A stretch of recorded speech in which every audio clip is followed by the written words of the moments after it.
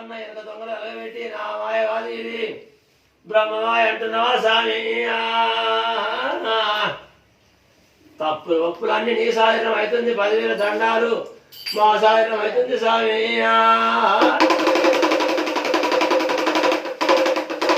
నమ్మిన వారికి దేవుడు నిమ్మై ఉంటుండు ఏరుకున్న వారి ఇంటి లోపల నువ్వు ఎలుగుతో కొడుకునున్నావా స్వామి పాలకాయ గోత్రము మల్లన్నది బండాయు శమా స్వామి